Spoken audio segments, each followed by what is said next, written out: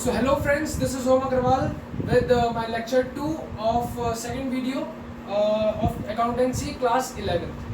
तो कल हमारी जो पहली वीडियो थी हमने उसमें सीखा था we have gone through a brief introduction of what is accountancy basically because 11th class में बच्चे पहली बार इस सब्जेक्ट को जो है वो स्टडी करने वाले हैं. तो कल हमने पहले दिन पहला जो बेसिक हमारा चैप्टर है that is meaning and objective of accountancy उसको हमने स्टडी करा था और जो उसकी इम्पोर्टेंस है उसके बारे में एक ब्रीफ इंट्रो लिया था हमने. और अब हम आज जो है वो अपना एक नेक्स्ट टॉपिक से स्टार्ट करने वाले हैं जो कि है अकाउंटिंग प्रिंसिपल्स. तो मैंने कल आपको पहली वीडियो में AS that is accounting standards 1 के 3 जो गिवन कॉन्सेप्ट्स हैं, जो प्रिंसिपल्स उन्होंने बेसिक हमें प्रिंसिपल्स दिए हैं वो बताए थे. मैं अगर किसी ने नहीं देखा है तो वो मेरी पहली वाली वीडियो को फिर से एक बार देख सकता है. और वैसे मैं यहाँ पे एक बार फिर से उन कॉन्सेप्ट्स के नाम एक बार रिवाइज करवाऊँगा जो कि हमारा जिसमें हमारा पहला जो कॉन्सेप्ट है that is the going concern concept, और जो हमारा सेकंड उसमें कॉन्सेप्ट आता है वो आता है consistency concept and the third one is accrual concept. तो अब हम आज जो है वो उसके फर्दर कॉन्सेप्ट्स के बारे में स्टडी करने वाले हैं. फर्दर अकाउंटिंग प्रिंसिपल्स को आज हम स्टडी करने वाले हैं. जैसा कि आप सब लोग यहाँ देख सकते हैं एक बोर्ड पे 6 फर्दर प्रिंसिपल्स की लिस्ट बनी हुई है. That is these are the further accounting concepts which are a part of those 3 which I have explained yesterday. So in this the first business concept is business entity concept which I have explained you in my first video. तो ये हम लोगों ने कल भी अपनी पहली video में जो है वो स्टार्टिंग में सबसे पढ़ा था बिकॉज ये बहुत ही इंपॉर्टेंट कॉन्सेप्ट था. तो मैं आज इस कॉन्सेप्ट को एक बार यहाँ पे फिर से जो है रिवाइज करवाने वाला हूँ. तो इस कॉन्सेप्ट में हमको कल ये पढ़ने को मिला था कि इसमें जो बिजनेस और जो ओनर का जो रिलेशन है वो एक दूसरे से एज अ स्ट्रेंजर की तरह वो रिलेशनशिप है. उसमें कोई भी चीज़ वहाँ पर्सनल लेवल पर नहीं होती है. यानी कि ओनर और बिजनेस दो सेपरेट एंटिटीज़ हैं, दो सेपरेट आइडेंटिटीज़ हैं. बिजनेस एक अनदर आर्टिफिशियल पर्सन है जो कि किसी ह्यूमन बीइंग के थ्रू क्रिएटेड होने वाला है, और जो उसका ओनर है वो एक सेपरेट आइडेंटिटी है. तो दोनों का आपस में कोई भी रिलेशन नहीं है. और हम जब भी किसी भी बिजनेस के अकाउंट्स प्रिपेयर करेंगे तो हम हमेशा बिजनेस के पॉइंट ऑफ व्यू से, बिजनेस के एस्पेक्ट से अकाउंटिंग करने वाले हैं. बिजनेस के प्रॉफिट को हमें ध्यान में रखते हुए अपने अकाउंट्स मेंटेन करने हैं. तो अब हम बढ़ते हैं अपने सेकेंड अकाउंटिंग प्रिंसिपल की तरफ जो कि है हमारा money measurement concept. So basically accounts हमसे ये कहती है कि हम जिस भी चीज़ की जनरल एंट्रीज या फिर किसी भी ट्रांजैक्शन को अगर हम रिकॉर्ड कर रहे हैं अपनी बुक्स ऑफ अकाउंट्स में, तो हम जैसे किसी भी XYZ इवेंट को या फिर किसी भी XYZ सिचुएशन को अपनी अकाउंट्स में रिकॉर्ड नहीं कर सकते. हम सिर्फ उन्हीं चीज़ों को अपनी बुक्स ऑफ अकाउंट्स में रिकॉर्ड करेंगे जिनको हम इन टर्म्स ऑफ मनी या फिर हम मॉनेटरी वैल्यू में जिसको मेजर कर सके. जैसे कि इसका नाम में भी आप पढ़ सकते हैं लिखा हुआ है मनी मेजरमेंट कॉन्सेप्ट. तो इसका नाम भी अपने आप को जस्टिफाई करता है कि हमने सिर्फ उन्हीं चीज़ों को, उन्हीं ट्रांजैक्शंस को रिकॉर्ड करना है अपनी बुक्स में जिसको हम मनी की टर्म्स में काउंट कर सकते हैं. फॉर एग्जांपल अगर कोई दो लोग आपस में लड़ रहे हैं तो क्या हम लोग इस चीज़ को मॉनेटरी वैल्यू में या फिर उनके जो झगड़ा है उसको पैसों के टर्म्स में काउंट कर सकते हैं? I don't think so that we can do this thing. So this types of events or this types of situations will not be recorded in our books of accounts. अब हम बढ़ते हैं अपने next concept की तरफ जो कि है हमारा अकाउंटिंग पीरियड कॉन्सेप्ट. तो ये हमसे बेसिकली क्या कहना चाहता है, हमने अपनी पहली वीडियो में एक कॉन्सेप्ट पढ़ा था AS1 के through that is the going concern concept. वो हमसे ये कहना चाहता था कि हमारा बिजनेस जो है वो एक नेवर एंडिंग प्रोसेस है. वो हम हमेशा ये मान के अपना एक बिजनेस स्टार्ट करते हैं कि यार ये बिजनेस कभी खत्म नहीं होने वाला है और इससे हम लोग सालों तक प्रॉफिट कमाने वाले हैं. तो ये जो हमारा कॉन्सेप्ट है आज यहाँ पे अकाउंटिंग पीरियड कॉन्सेप्ट, ये हमसे उसी कॉन्सेप्ट के रिलेशन में एक दूसरी बात कहने वाला है जो कि बहुत ही इंपॉर्टेंट है. काफ़ी सारे बिजनेस जो रन हो रहे हैं वो इस चीज़ को शायद जो है ध्यान में नहीं रख पाते या उनको इतना नहीं पता होता है इस बारे में. लेकिन ये कॉन्सेप्ट आपको इस चीज़ से जो है वो बिल्कुल एक आप कह सकते हैं कि वाकिफ करवा देगा कि ये भी एक कड़वा सच है बिजनेस का जिसको हर कोई बर्दाश्त कर नहीं सकता. और अगर आपके पास इसको जो है वो झेलने की कैपेबिलिटी है तो ही आपको बिजनेस स्टार्ट करना चाहिए या फिर उस फील्ड में जो है आपको स्टेप रखना चाहिए. तो हम बढ़ते हैं अपने इस कॉन्सेप्ट की तरफ, यही हमसे क्या कहना चाहता है. तो जैसा कि हम सबको पता चल चुका है आपकी बिजनेस एक नेवर एंडिंग प्रोसेस है, हम ये मान के चलते हैं। तो ये कॉन्सेप्ट हमसे ये कहता है कि सपोज अगर हमने आज अपना कोई बिजनेस जो है वो स्टार्ट करा है, तो विद इन 1 ईयर और 2 इयर्स हमें उससे कभी भी प्रॉफिट्स नहीं मिलने वाले हैं। उससे प्रॉफिट मिलने के लिए हमको एक बहुत ही ज़्यादा लंबा वक्त का इंतज़ार करना पड़ता है, क्योंकि आपने जब अपनी बिजनेस स्टडीज़ की जो बुक है उसमें आप ये चीज़ अगर नहीं पढ़ी होगी तो अभी पढ़ेंगे आप उसमें आगे चैप्टर्स में, कि जितना ज़्यादा ओनर जो है वो रिस्क बियर करने वाला है उसको प्रॉफिट उतना ही ज़्यादा होने वाला है। इसलिए जो भी अकाउंटिंग का पीरियड होने वाला है वो जितना लंबा होगा प्रॉफिट उतना ही ज़्यादा होगा, रेवेन्यू का जनरेशन उतना ही ज़्यादा होने वाला है। इसलिए एक बिजनेसमैन के लिए बहुत इंपॉर्टेंट है कि वो अपने बिजनेस को एक अच्छे मुकाम तक ले जाने के लिए, उससे एक अच्छा रेवेन्यू कलेक्ट करने के लिए अपनी अकाउंटिंग को बहुत अच्छा खासा लंबा टाइम दे, उसको सेटल होने के लिए एक प्रॉपर पीरियड की ज़रूरत होती है। तो ये बेसिकली कॉन्सेप्ट हमसे यही कहना चाहता है। अब हम बढ़ते हैं अपने नेक्स्ट कॉन्सेप्ट की तरफ, जो कि है हमारा कॉस्ट कॉन्सेप्ट। कॉस्ट कॉन्सेप्ट का एक और नाम भी है जिसको हम हिस्टोरिकल कॉस्ट कॉन्सेप्ट के नाम से भी कह सकते हैं। आप लोगों ने कभी जो है वो सेकेंड हैंड कार्स वगैरह या फिर खरीदी होंगी या तो बेची होंगी, तो इन सब में आपने हमेशा एक चीज़ नोटिस करी होगी कि जब आप वो कार बेचते हैं या फिर कोई कार खरीदते हैं सेकेंड हैंड, तो वो आपसे उस कार की जिस प्राइस पे जिस पर्सन ने वो कार परचेज करी होती है स्टार्टिंग में न्यू कार, वो उस प्राइस को आपसे जो है ज़रूर कंसिडर करता है कि यार मैंने ये कार जो है वो 4 लाख या 5 लाख में खरीदी थी, तो मैं आपको जो है वो अप्रॉक्सीमेटली आज की वैल्यू के हिसाब से इसके इतने रुपए में मैं ये कार आपको दूंगा। तो ये कॉन्सेप्ट बेसिकली हमसे यही कहना चाहता है कि हमारी बिजनेस में, जैसा कि हमने कल एक टर्म पढ़ा था एसेट, कोई भी अगर एसेट है तो उसको हम हमेशा अपनी बुक्स ऑफ अकाउंट्स में उसकी ओरिजिनल वैल्यू के बेसिस पर, उसकी हिस्टोरिकल वैल्यू के बेसिस पर रिकॉर्ड करेंगे, और उसके आगे की जो फर्दर हम अकाउंटिंग करने वाले हैं वो अकॉर्डिंग टू द पीरियड, और जो भी उसके ऊपर डेप्रिसिएशन या फिर जो उसकी वैल्यू रिड्यूस हो रही है उसके अकॉर्डिंग हम उसकी वैल्यू को बुक्स में चेंज करने वाले हैं। तो ये कॉन्सेप्ट हमसे ये कहना चाहता है। अब हम आते हैं अपने नेक्स्ट कॉन्सेप्ट पर, जो कि है मैचिंग कॉन्सेप्ट। तो मैचिंग कॉन्सेप्ट अब हमसे क्या कहता है? मैचिंग कॉन्सेप्ट बेसिकली हमसे ये कहना चाहता है कि जब हम अपने प्रॉफिट्स और लॉस को कैलकुलेट कर रहे होते हैं, तो उस समय अगर हमने अपने करंट ईयर, सपोज करिए कि मैं आज 2019 और 20 इस पर्टिकुलर अकाउंटिंग ईयर की अकाउंटिंग करने वाला हूँ, और इसका मुझे प्रॉफिट आज कैलकुलेट करना है, तो मुझे अपने इस पर्टिकुलर ईयर के लिए होने वाले जो भी प्रॉफिट है उसके लिए एक परफेक्ट अमाउंट ऑफ कि कितना मैंने खर्चा करा है इस पूरे साल में, कितना मेरी रेवेन्यू इनकम जो है जनरेट हुई है, रेवेन्यू जनरेट हुआ है मुझे, कितना मैंने जो है वो एसेट परचेजेस करी हैं, कितना मैंने लाइबिलिटीज़ मेरे ऊपर आई हैं, ये सारी चीज़ें मुझे बिल्कुल एग्जैक्टली पता होना बहुत ज़्यादा ज़रूरी है, तभी हमारा जो प्रॉफिट है वो बिल्कुल परफेक्ट आने वाला है करंट ईयर का। तो मैचिंग कॉन्सेप्ट से यही कहना चाहता है कि जो करंट ईयर का हम जो प्रॉफिट कैलकुलेट करते हैं, तो उसमें इस पर्टिकुलर करंट ईयर के जितने भी खर्चे हैं, चाहे हमने उनको पे करा हो अभी तक या फिर ना करा हो, लेकिन अगर वो करंट ईयर से रिलेटेड हैं तो वो हमको अपनी बुक्स ऑफ अकाउंट्स में दिखाने पड़ेंगे, ये कंपल्शन है। नहीं तो ये मैचिंग कॉन्सेप्ट जो है वो ब्रीच हो जाएगा, जिससे हमारा प्रॉफिट जो है वो गलत आने वाला है, हमको एक परफेक्ट अमाउंट ऑफ प्रॉफिट नहीं दिखाई देगा। तो हम बढ़ते हैं अपने लास्ट कॉन्सेप्ट की तरफ, जो कि है ड्यूअल एस्पेक्ट कॉन्सेप्ट। अब ये ड्यूअल एस्पेक्ट कॉन्सेप्ट हमसे क्या कहना चाहता है? आप लोगों की बुक में एक चैप्टर है, इसके बाद हम उसी चैप्टर पे जाने वाले हैं। सो दैट चैप्टर का नाम है double entry system. Basically dual aspect concept हमसे ये कहना चाहता है, जैसा हमने कल अपनी वीडियो में पढ़ा था, पिछली पहली वीडियो में, कि अकाउंट्स की जो लैंग्वेज होती है वो सिर्फ डेबिट और क्रेडिट के टर्म्स में होती है। सो बेसिकली हम जो भी ट्रांजैक्शन को अकाउंट्स में रिकॉर्ड करते हैं वो हम इसी डेबिट या फिर क्रेडिट के थ्रू रिकॉर्ड करने वाले हैं। तो अगर हमने कोई चीज़ को डेबिट करा है किसी एंट्री में, तो हमें किसी और चीज़ को क्रेडिट ज़रूर करना पड़ेगा, तभी ये double entry, that is the dual aspect concept जो है वो हम फॉलो कर पाएंगे। इसका ये मतलब होता है कि किसी भी एक ट्रांजैक्शन से, किसी भी एक एंट्री अगर हम पास कर रहे हैं, तो उससे एटलीस्ट 2 अकाउंट्स ज़रूर इफेक्ट होंगे। अगर ऐसा नहीं हो रहा है तो फिर वो डबल एंट्री सिस्टम पे बेस्ड अकाउंटिंग नहीं है, और हमारे जो सिलेबस है उसमें हम हमेशा डबल एंट्री सिस्टम पे ही अकाउंटिंग करने वाले हैं। इसका मतलब कि उसमें हमेशा जो रिजल्ट जो हम एंट्री या ट्रांजैक्शन जो भी हम पास करने वाले हैं, उसमें हमेशा 2 अकाउंट्स पे ज़रूर उसका इफेक्ट पड़ने वाला है। तो ये तो थे आज के कॉन्सेप्ट्स। अब हम आते हैं अपने नेक्स्ट टॉपिक पर, जो कि है क्लासिफिकेशन ऑफ अकाउंट्स।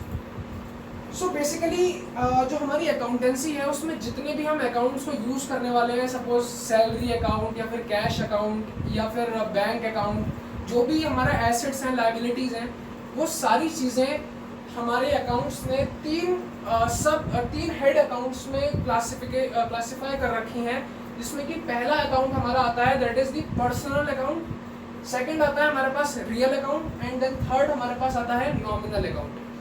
अब पर्सनल अकाउंट के अंदर भी 3 सब अकाउंट्स में क्लासिफाई करा गया है चीज़ों को, जो कि है पहला natural personal account, secondly it is the artificial personal account and thirdly it is the representative personal account. So basically ये पर्सनल अकाउंट के अंदर कौन सी चीज़ें आएंगी, अब हमें कैसे पता चलेगा, बिकॉज हमारे पास thousands and many kinds of accounts, तो हम लोग एक चीज़ कैसे आखिर क्लासीफाई हम कर पाएंगे कि आखिर कौन सा टर्म या कौन सा अकाउंट इन तीनों में से कौन से अकाउंट के अंडर में आएगा। सो फ्रेंड्स, मैं पहले आपको एक चीज़ और क्लियर कर देने वाला हूँ कि ये जो 3 अकाउंट का क्लासिफिकेशन आपको दिख रहा है, ये बेसिकली हमारा एक ट्रेडिशनल मेथड ऑफ अकाउंटिंग के अंडर में आता है। एक और हमारे पास मेथड ऑफ अकाउंटिंग है जो कि है मॉडर्न मेथड ऑफ अकाउंटिंग। उसमें किसी भी अकाउंट को इन 3 अकाउंट से किसी भी और अकाउंट्स में क्लासिफाई नहीं करा गया है, उसका प्रोसेस इससे थोड़ा ईजियर बनाया गया है, लेकिन हम दोनों तरीकों को समझने वाले हैं, जिससे कि अगर आप मॉडर्न मेथड से जो है अकाउंट्स प्रिपेयर करने में थोड़ा कन्फ्यूजन आपको हो रहा हो, देन आप ट्रेडिशनल मेथड का यूज़ कर सकते हैं। सो बेसिकली हम आते हैं अपने पॉइंट पर, that is the personal account. So personal account अपने नाम से ही जो है वो हमको बताना चाहता है that personal, you can understand that personal का क्या मतलब होता है। पर्सनल मतलब प्राइवेट भी आप कह सकते हो उस चीज़ को, पर्सनल को आप प्राइवेट भी कह सकते हो। तो जैसे मैं हूँ, अगर मैंने किसी को पैसे दिए हैं तो मैं एक पर्सनल अकाउंट के अंदर क्यों आऊँगा, बिकॉज मैं एक अपने आप में मैं एक सेल्फ आइडेंटिटी हूँ, मैं एक पर्सन हूँ, और इसीलिए मेरा कैटेगराइजेशन जो है वो कैटेगराइजेशन एक पर्सनल अकाउंट के अंदर में किया जाएगा। इसी तरह से कोई भी ऐसी चीज़ जिसकी अपनी सेल्फ आइडेंटिटी होगी या फिर वो खुद में एक पर्सन होगा, चाहे आर्टिफिशियल हो चाहे नेचुरल हो, उससे फ़र्क नहीं पड़ता। अगर उसकी एक अपनी खुद की आइडेंटिटी है तो वो कोई भी अकाउंट हो वो हमेशा पर्सनल अकाउंट के अंडर में ही आने वाला है। और आप चाहें तो इस चीज़ को उसके नीचे नोट कर सकते हैं छोटा सा, कि कोई भी पर्सन चाहे आर्टिफिशियल हो चाहे नेचुरल हो, वो पर्सनल अकाउंट के अंदर में आने वाला है। मैं इसका आपको एग्जांपल भी दे सकता हूँ, जैसे कि जो है वो आपके कोई भी फ्रेंड हो गया, आप उनको उनके नाम से बुलाते हैं तो उनकी एक अलग आइडेंटिटी है अपनी खुद की, जो कि उनका नाम है। और ऐसे ही कोई भी स्कूल वगैरह हो गया तो स्कूल भी क्या है, एक तरह की बिजनेस ऑर्गेनाइजेशन है, तो उसका भी एक अलग आइडेंटिटी है। जैसे कि मैंने आपको पहले अपने कॉन्सेप्ट में बताया था बिजनेस एंटिटी कॉन्सेप्ट में, कि हर बिजनेस की एक अलग एंटिटी, एक अलग आइडेंटिटी होती है। इसी तरह से हर एक जो बिजनेस ऑर्गेनाइजेशन है उसकी एक अलग आइडेंटिटी है, वो इटसेल्फ इज अ पर्सन। तो वो सारी चीज़ें सारे बिजनेस ऑर्गेनाइजेशंस पर्सनल अकाउंट के अंडर में आएंगे। अब हम इसके सब अकाउंट की तरफ चलते हैं, जो कि हमारा पहला अकाउंट है नेचुरल पर्सनल अकाउंट। अब नेचुरल पर्सनल अकाउंट आप नाम से ही शायद समझ गए होंगे कि यार वो अकाउंट्स, वो आइडेंटिटीज़ या फिर वो पर्सन जो नेचुरली क्रिएटेड है by the grace of God. जैसे कि हम ह्यूमन बींग्स, हमारा कोई फ्रेंड है, राम है, श्याम है, मैं हूँ, आप लोग हैं जो आप इस वीडियोस को देख रहे हैं, तो ये हम सब लोग जो है वो नेचुरल पर्सनल अकाउंट के अंडर में आएंगे, because we can't be created artificially. हमको गॉड की grace, we are made with the grace of God. So हम सब लोग जो है वो नेचुरल पर्सनल अकाउंट के अंडर में आएंगे। अब हम लोग अपने नेक्स्ट सब अकाउंट पे चलते हैं, that is the artificial personal account. तो ऐसा कोई भी बिजनेस या फिर कोई भी ऐसा आर्टिफिशियल पर्सन जो कि हम ह्यूमंस के थ्रू क्रिएट करा गया है। जैसे कि मैंने आपको बताया कि बिजनेस भी एक आर्टिफिशियल पर्सन है, वो एक पर्सन है जो कि हम ह्यूमन बींग्स ने उसको क्रिएट करा है, उसको एक नाम दिया है, उसकी एक सेल्फ आइडेंटिटी उसको हमने गिफ्ट करी है। तो वो एक आर्टिफिशियल पर्सन होने की वजह से आर्टिफिशियल पर्सनल अकाउंट की कैटेगरी में आएगा। मैं एक बार आपको और क्लियर कर देना चाहता हूँ कि अगर आप सिर्फ स्कूल्स बोलेंगे देन वो पर्सनल अकाउंट की कैटेगरी में नहीं आने वाला है, बिकॉज स्कूल्स किसी भी एरिया में बहुत सारे हो सकते हैं, आप किसी पर्टिकुलर स्कूल को आइडेंटिफाई नहीं कर पाएंगे। इसलिए स्कूल जो है वो एक तरह का एक एसेट होगी हमारे लिए, बिकॉज वो एक नॉर्मल बिल्डिंग की तरह हम उसको ट्रीट करने वाले हैं। लेकिन अगर आपने किसी स्कूल का नाम स्पेसिफाई कर दिया, then it will come under the artificial personal account. Now will move towards the third sub account, that is the representative personal account. So representative का बेसिकली मतलब क्या होता है कि जो है वो कोई किसी को रिप्रेजेंट कर रहा हो, तो ऐसी कोई भी आर्टिफिशियल पर्सन जो या फिर कोई ऐसा आर्टिफिशियल नाम जो किसी दूसरे पर्सन को जो है वो रिप्रेजेंट कर रहा हो, वो आएगा रिप्रेजेंटेटिव पर्सनल अकाउंट्स में। फॉर एग्जाम्पल, आप सभी लोगों ने जो है वो या फिर आपके पेरेंट्स ने जो है वो GST जरूर पे करा होगा यार, और अगर जिसने नहीं कराया प्लीज़ पहले जाके कर दो, बिकॉज इस समय आप सबको पता है कोरोना वायरस है, तो government needs it very much, so you should go and पे योर GST फर्स्ट। सो हम आते हैं अपने टॉपिक पर वापस कि जो है आप सभी ने जो है वो GST ज़रूर पे करा होगा या फिर आपके पेरेंट्स ने ज़रूर GST पे करा होगा, सॉरी।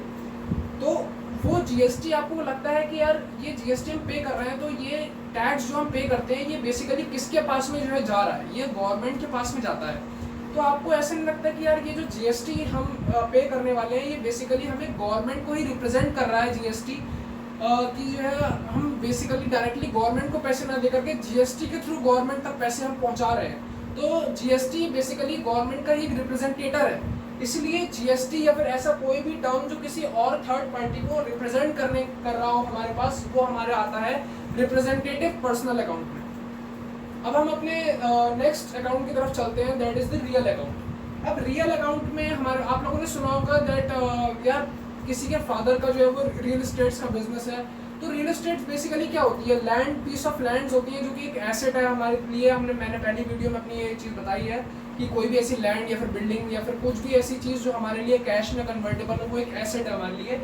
तो वैसे ही ये रियल अकाउंट जो है, इसमें जितनी भी काइंड्स ऑफ एसेट हैं वो सारी की सारी एसेट हमारी रियल अकाउंट में रिकॉर्ड होने वाली हैं। यानी कि हम जो भी एसेट को अपनी बुक्स में रिकॉर्ड करेंगे वो eventually comes under the real account. अब हम आते हैं अपने थर्ड एंड लास्ट सब हेड अकाउंट पे, sorry, that is the nominal account. अब नॉमिनल अकाउंट के अंदर ऐसी कौन सी चीज़ें आती हैं, जैसे कि आप देख सकते हैं यहाँ पे नीचे लिखा हुआ है expenses, losses, income and gain. तो ये चारों जो चीज़ें हैं ये सब जो एसेट्स हैं, जो पर्सन्स हमने अभी तक पढ़े हैं अपने ऊपर के दोनों अकाउंट्स में, उन सबको अगर मैं हटा दूँ तो बची हुई जो दोनों चीज़ें हैं that is the income, liabilities and that are losses or gains all comes under the nominal account.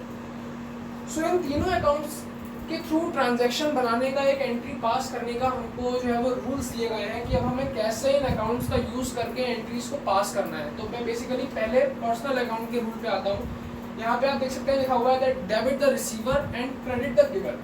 हमने कल ये बात पढ़ी थी कि हमें जो भी चीज़ रिकॉर्ड करनी है वो हम डायरेक्टली अकाउंट से नहीं कह सकते, वो हमारी बात को नहीं समझेगा, इसलिए हमको उसको डेबिट और credit, that is the language of accounts, उनकी टर्म्स में हमें उसको समझाना है। तो हमसे पर्सनल अकाउंट ये कहता है कि कोई भी, अगर चाहे तीनों में से कोई सा भी पर्सनल अकाउंट हो, अगर उसका एक पॉजिटिव एस्पेक्ट शो हो रहा है देन वो डेबिट होगा। जो भी पर्सन जो है वो उस चीज़ को रिसीव करने वाला है, हम उस पर्सन को, उस पर्सनल अकाउंट को डेबिट के थ्रू, डेबिट करके जो है वो रिप्रेजेंट करने वाले हैं। और अगर कोई पर्सन जो है वो कोई पर्सनल अकाउंट कोई चीज़ दे रहा है, इसका मतलब कि अगर वो एक गिवर है तो हम उसको एक क्रेडिट की फॉर्म में जो है वो क्रेडिट करके रिप्रेजेंट करने वाले हैं अपने अकाउंट्स में। अब हम आते हैं रियल अकाउंट के थ्रू। जैसे कि आप देख सकते हैं यहाँ पे डेबिट एंड एक एरो बना हुआ है अंदर आता हुआ इनवर्ट द सर्कल, और यहाँ पे क्रेडिट में एक आउटवर्ड द सर्कल एक एरो बना हुआ है। तो बेसिकली ये हमसे ये रूल कहना चाहता है कि डेबिट, ये सर्कल को आप अज्यूम कर सकते हैं as a business. So debit what comes in and credit what goes out. So basically ये हमसे ये कहना चाहता है कि बिजनेस में कोई भी जो एसेट है वो अगर इनवर्ड्स आ रही है तो हम उसको डेबिट के थ्रू डिनोट करने वाले हैं, और अगर वो आउटवर्ड्स जा रही है बिजनेस से, यानी कि हमने उसको सेल करा है या किसी रीज़न से वो हमारे बिजनेस से ख़त्म हो चुकी है, तो हम उसको क्रेडिट के थ्रू रिप्रेजेंट करने वाले हैं या डिनोट करने वाले हैं। अब हम आते हैं अपने थर्ड अकाउंट के रूल पर, that is the nominal account rule. तो ये रूल हमसे बेसिकली ये कहना चाहता है कि debit all the expenses and losses. अगर किसी बिजनेस में कोई खर्चा हो रहा है या फिर कोई लॉस हो रहा है तो हमको उसको डेबिट करके रिप्रेजेंट करना है, और अगर किसी भी बिजनेस में कोई इनकम या फिर कोई गेन हो रहा है तो हमें उसको क्रेडिट करके रिप्रेजेंट करना है। तो बेसिकली ये बहुत ही इजी से थ्योरेटिकल पार्ट है इस अकाउंटेंसी की स्टार्टिंग का, जो कि आप लोग अपने घर पे एक दो बार रीड करके इसको याद कर सकते हैं। और बाकी इसमें कुछ बेसिक और अकाउंटिंग टर्म्स थे वो मैं अभी एक्सप्लेन नहीं कर रहा हूँ, बिकॉज जब मैं फर्दर अकाउंट्स आपको पढ़ाने वाला हूँ, इसके जो न्यूमेरिकल वाला पोर्शन है जब हम वो स्टार्ट करेंगे तो उसमें उन टर्म्स से आप सब लोग जो है वो वाकिफ़ होंगे, और वहाँ पर उन टर्म्स को हम लोग सॉल्व करते करते जैसे जैसे हम लोगों को लगेगा जो इंपॉर्टेंट टर्म्स होंगे हम उनको एक्सप्लेनेशंस को समझने वाले हैं। तो अब मैं बढ़ता हूँ आप लोगों से इस क्लासिफिकेशन ऑफ अकाउंट्स के रिलेटेड एक क्वेश्चन है, फटाफट से हम लोग देख लेते हैं। आप लोगों की जो इसका वो पेज नंबर मैं आप सबको बता देता हूँ। आप सब लोग शायद उससे अलग अलग बुक्स यूज़ कर रहे हो, तो मैं यहाँ पे DK गोयल की बुक है वो मैं यहाँ पे यूज़ कर रहा हूँ। तो इसमें हमारे पास जो क्लासिफिकेशन ऑफ अकाउंट्स जिस चैप्टर में है that is the double entry system, मैं आप लोगों को पेज नंबर बता देता हूँ उसका।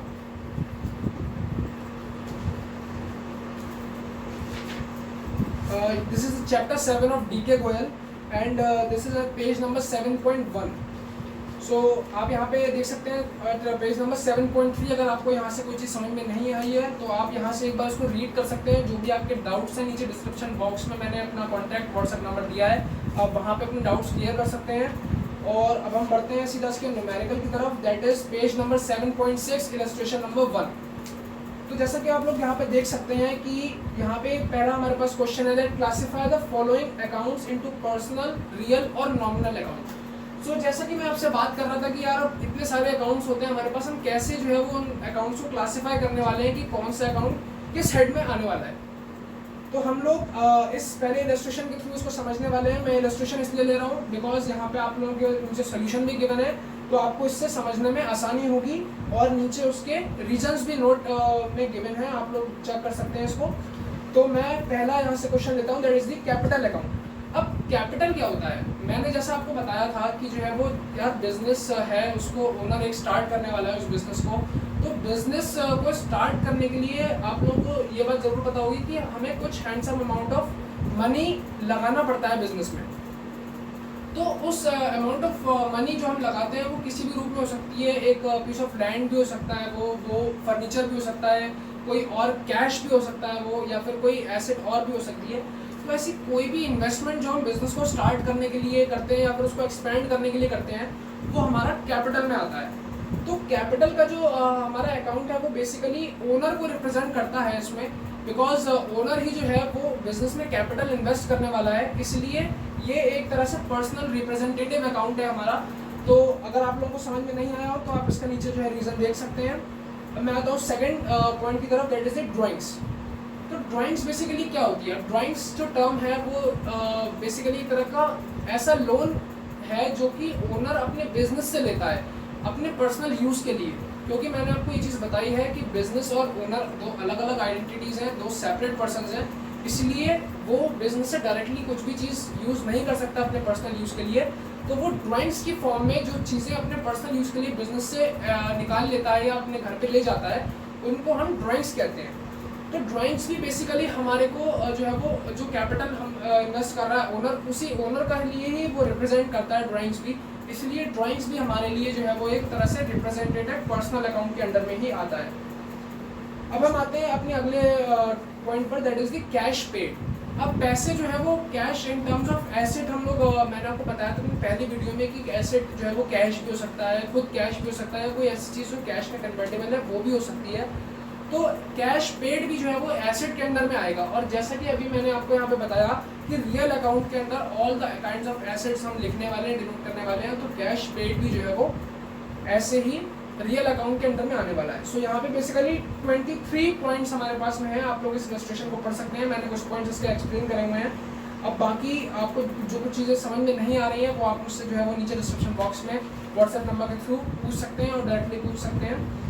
मैं इस चीज़ को यहाँ पे अब छोड़ता हूँ एंड देन हम लोग अपनी जो नेक्स्ट वीडियो होने वाली है that is I am going to upload it tomorrow. So उसमें हम लोग अपना next chapter that is the journal entries, the book of original entries, हम उसको स्टार्ट करने वाले हैं। मुझे ये बात बहुत अच्छी तरह से पता है कि काफ़ी सारे बच्चों ने जो है वो पहला numerical chapter I think accounting question करा होगा, बिकॉज बहुत सारी जगहों पर जो है वो अकाउंटिंग क्वेश्चन को पहले स्टार्ट करवा दिया जाता है। बट मुझे ऐसा लगता है कि यार पर्सनली जो अकाउंट्स है ना वो इन 3 बेसिक चैप्टर्स पे डिपेंडेंट है। अगर आपको ये 3 चैप्टर्स आते हैं बहुत अच्छी तरह से, देन आपको पूरी अकाउंट्स में कोई भी प्रॉब्लम नहीं होने वाली है। आप बहुत ही इजीली उस चीज़ को सॉल्व कर लेंगे, किसी भी क्वेश्चन को, किसी भी बुक के क्वेश्चन को। And those 3 chapters are firstly journal entries, secondly it is the ledger and the third is the trial balance. So मैं पहले इन्हीं बेसिक 3 चैप्टर्स के साथ में स्टार्ट करने वाला हूँ। तो कल की हमारी जो पहली अगली वीडियो होगी, सॉरी नेक्स्ट वीडियो होगी, उसमें मैं जर्नल एंट्रीज के थ्रू आपको पहला जो है वो स्टार्ट करने वाला हूँ कि जो है वो जर्नल एंट्रीज हम लोग कैसे प्रिपेयर करते हैं, जर्नल एंट्रीज क्या होती है, जर्नल एंट्रीज का फॉर्मेट क्या होता है और इन चीज़ों को हमें वहाँ पर कैसे अप्लाई करना है। और एक चीज़ और जो कि मॉडर्न मेथड ऑफ अकाउंटिंग है, मैंने आपको यहाँ नहीं बताया है, मैं अभी आपको जब जर्नल एंट्रीज प्रिपेयर करवाएंगे तो उसके थ्रू मैं आपको मॉडर्न मेथड ऑफ अकाउंटिंग की जो है वो बताने वाला हूँ। सो फ्रेंड्स, मैं आपसे फिर से ये बात कहना चाहूँगा कि यार अगर आप लोगों को मेरा वीडियो पसंद आ रहा है तो प्लीज़ इसको लाइक करें, शेयर करें, ज़्यादा से ज़्यादा इसको सब्सक्राइब करें। आपके जो है वो कमेंट्स नीचे कमेंट बॉक्स में जो है वो मुझे मोटिवेट करेंगे और ज़्यादा अच्छे से आपको नॉलेज देने में और अपने आप को और एफिशिएंट बनाने के लिए। So that's all for today and thank you.